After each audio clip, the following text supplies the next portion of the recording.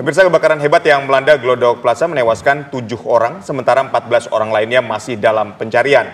Proses evakuasi ini masih terus dilakukan, walaupun saat ini dihentikan sementara karena memang dari pihak damkar sendiri menyerahkan prosesnya kepada pengelola gedung untuk mengatasi kondisi bangunan atau struktur bangunan yang dikatakan labil. Betul sekali, dan pagi tadi juga PJ Gubernur Jakarta Teguh Setiabudi mendatangi Glodok Plaza dan menyaksikan sendiri ya kerusakan yang terjadi di TKP kebakaran. Nah, apa yang sebenarnya terjadi dalam musibah tersebut? Apakah para pengunjung ini tidak dapat segera menyelamatkan diri saat titik api muncul, dan bagaimana evaluasi sistem keamanan pada gedung tersebut? Kita akan berbincang dengan Kepala Dinas Penanggulangan Kebakaran dan Penyelamatan Gulkarmat Provinsi Jakarta, ada Bapak Satriadi Gunawan, dan juga pengamat tata kota dari Universitas Indonesia, Bang Hendrikus Andi Simarmata. Selamat sore, Bapak-Bapak. Selamat sore. Selamat sore. Saya mau ke Pak Satria terlebih dahulu. Pak Satria, saat ini proses evakuasi dihentikan sementara, tapi bisa diceritakan Pak, bagaimana situasi saat petugas melakukan penyelamatan di Glodok Plaza?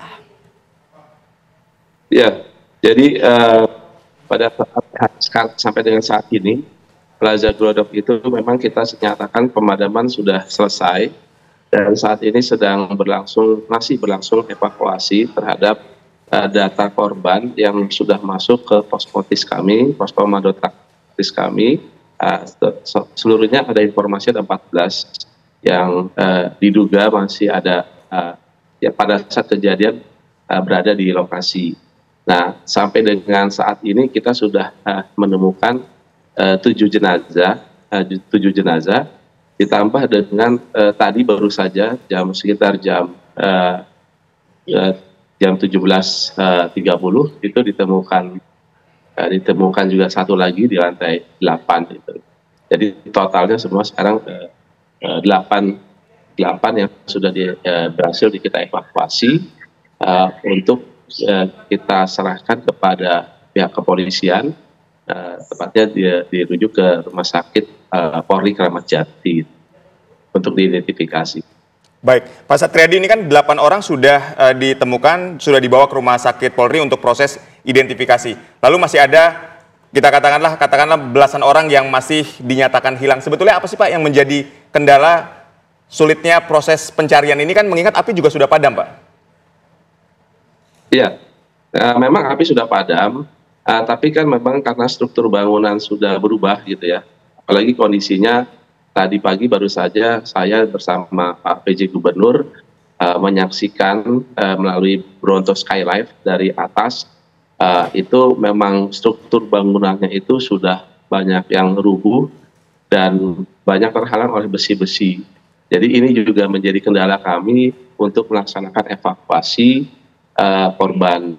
Untuk itu kami butuh waktu koordinasi dengan pemilik dan pengelola gedung untuk merapikan dulu terkait dengan besi-besi yang menghalangi kami pada saat kita akan melakukan evakuasi. Karena memang bangunannya sudah berisiko juga bagi kami untuk apabila kita masuk ke dalam untuk melakukan evakuasi korban. Baik, Pak Satriadi, ini kan harusnya kan gedung itu dilengkapi dengan fasilitas keamanan ya, seperti misalnya alarm kebakaran. Nah, informasi yang ataupun hasil penyelidikan sementara ini bagaimana Pak? Apakah memang tidak ada bunyi alarm pada saat kejadian kebakaran tersebut? Nah, kalau terkait dengan ini perlu penyidikan dulu ya, perlu investigasi, karena nanti kami kan prinsipnya bahwa melakukan pemadaman, kemudian setelah melakukan pemadaman baru mungkin dari pihak kepolisian akan melakukan investigasi secara keseluruhan. Nah, nanti kita tunggu aja bagaimana hasil dari hasil penyidikan dari kepolisian, begitu Mbak. Baik, 8 korban ini ditemukan di mana saja Pak? 8 korban rata-rata ditemukan di lantai 8. Oke, di lantai 8 itu boleh dijelaskan Pak, itu lantai apa, kemudian ruangan apa, atau toko-toko apa, begitu? Ya, kalau di lantai 8 itu, kan yang terdampak itu memang lantai 7, 8, dan 9. Nah, lantai 9 itu posisinya sudah rubuh, ya, kita sudah rubuh melimpah di lantai 8.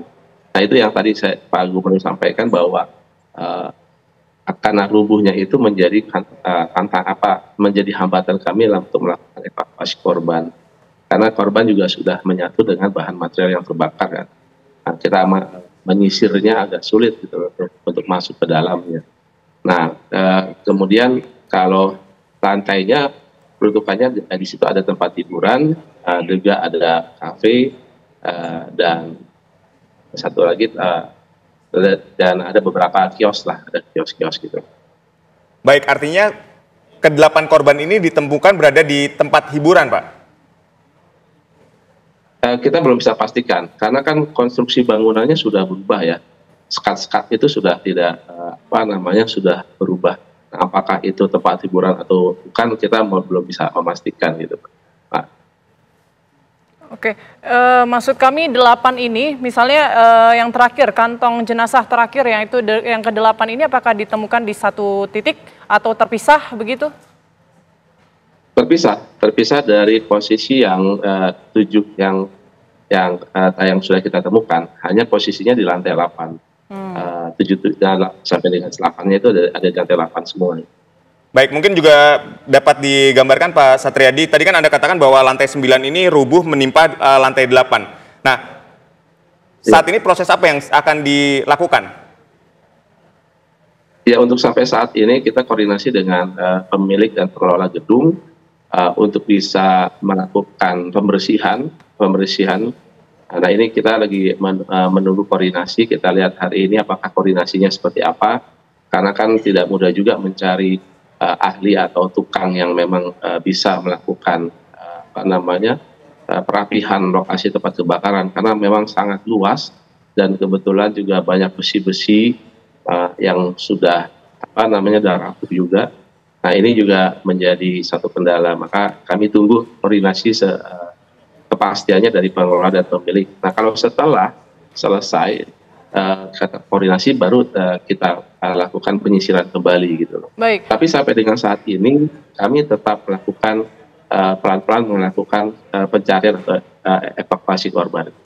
Baik, Pak Satriadi, mungkin ada saran dari Gulkarmat sendiri bagaimana kalau melihat konstruksi bangunan yang sudah rapuh, struktur bangunannya juga mungkin peta bangunan juga tidak diketahui oleh Gulkarmat, ini apakah kemudian evakuasi ini harus membongkar seluruh gedung agar bisa menemukan korban lain yang masih hilang atau bagaimana nih?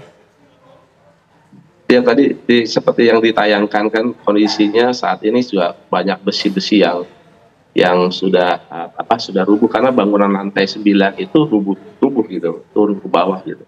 Nah, terus itu juga jadi hambatan kami. Nah, makanya mungkin perlu ada kerjasama dengan para pengelola pemilik dan untuk segera cepat untuk dibenahi